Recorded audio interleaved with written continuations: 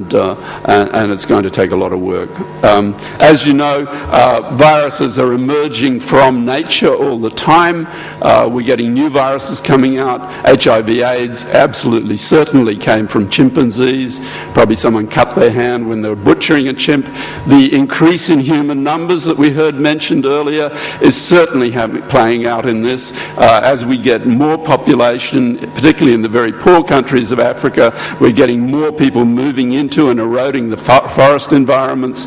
We're losing more wildlife, and of course we're subjecting ourselves to more risk from infections that are in wildlife. Over the last 30 years ago, I think it's something like 30 plus infections have moved across from animal reservoirs into humans. There's a new initiative called One Health, which is trying to bring that side of the world, the animal infectious disease side, together with the human infectious disease side. It is really quite strange, but the two worlds operate often very differently. And of course we get that through science. You get groups who are concerned with this, groups who are concerned with that. There may be great areas of potential interface, but they never actually talk to each other. And it's actually becoming a bigger problem in science rather than a smaller problem, as everything becomes much more specialised and much more intense. There are some things that are drawing it together. The new sciences of genomics and proteomics and all these omics, for instance, operate rather globally across science, and now we're starting to see a lot of people interfacing, people with expertise who haven't been talking to each other much. But there's a big change going on in that respect. On the one hand, this great narrowing. On the other hand, the capacity now to start to look much more broadly across a biological system to see what genes are turned on and so forth. Viruses are on the move. The chikungunya virus, for instance, which is a virus we took very little notice of, say, 30 years ago. You've had experiences of it in India. It's moved up into Italy. It's moving down into the into the Indian Ocean, Malaysia, Indonesia, those areas. Definitely a virus on the move, and we're not quite sure why. And that often is the case. We saw what happened with West Nile virus in the United States, for instance. Suddenly, this virus emerges as a substantial pathogen, killing people, killing birds, and spreads right across the country. So viruses emerge, pathogens come out, and we don't quite know what's happening. You know, back in the 1960s, the immunologists, some of the immunologists and some of the most famous ones, were saying that the era of infectious disease is essentially over, and now we have to concentrate on cancer. Well, for a start, they weren't thinking about what happens in the developing world. They weren't thinking about malaria or trypanosomiasis or any of those diseases. And, of course, they've been shown to be completely wrong. The era of infectious disease will never be over. It's a constant battle between us and them. They can change genetically much more quickly than we can. And it's only the breadth of our immune systems and the sophistications of our science as we develop new drugs and so forth that really keeps that in balance. Now, with respect to global infectious disease, the real challenge here is firstly to develop solutions to things like HIV/AIDS. We have the solution of drugs, but that's a suboptimal solution. If we could get a vaccine, it would be wonderful, but maybe we can't. We don't know. We certainly have to try. But what we really need to do in health is to roll out the basic health advances to the majority of the world's population. This Millennium World Health Initiative and so forth. Because if we want to limit population growth, we need to ensure that people have reasonable health. We can't expect people in poor countries where there is no social security, no insurance for people in their old ages and so forth, to limit family size if they think their children are going to die.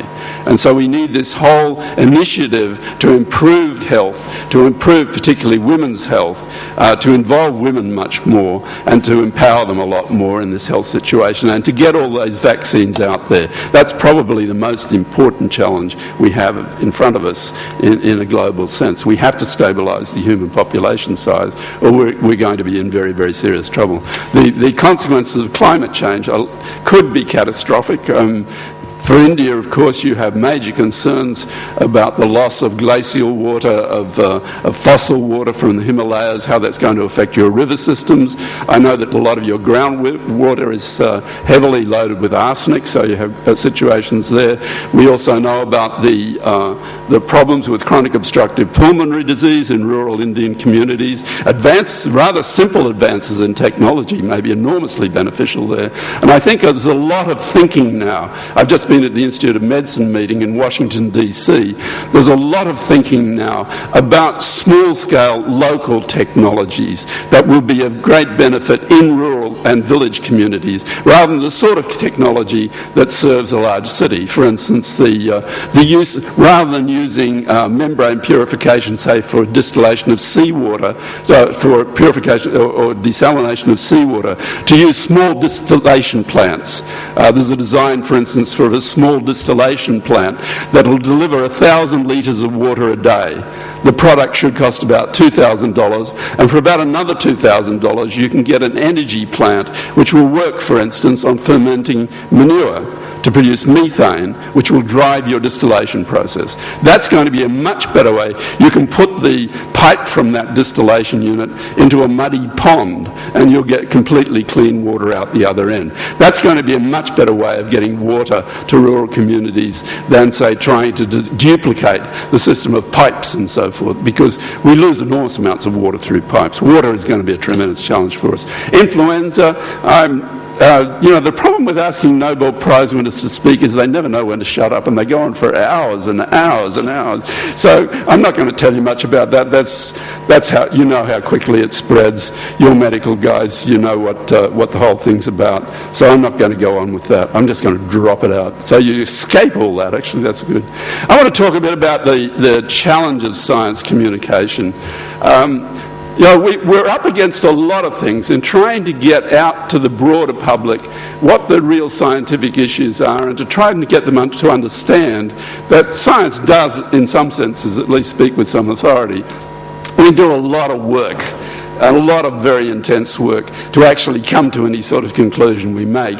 Of course, that can be totally blown away by the celebrities. We have celebrity disease, especially in the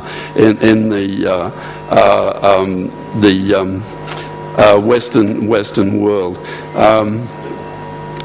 This debate about whether you should take the swine flu vaccine. I was just in Canada. I've just come from Canada. In fact, I flew from Canada yesterday, which is why I'm probably not making all that much sense. But one of the Sunday newspaper, or the Saturday newspaper, the weekend newspaper, had this whole list of celebrities on what they thought about taking the swine flu vaccine. Now, a lot of these celebrities are sort of affable idiots in jackets who read the news or give the weather report or something. But these people are celebrities. They're attractive. People know them. As far as the general public is concerned, it's what's on television that really matters. And so they were giving their opinions, and some of them were completely idiotic. And yet that has tremendous traction. And how do we counter that without... I don't know how we do it. It's very, very difficult.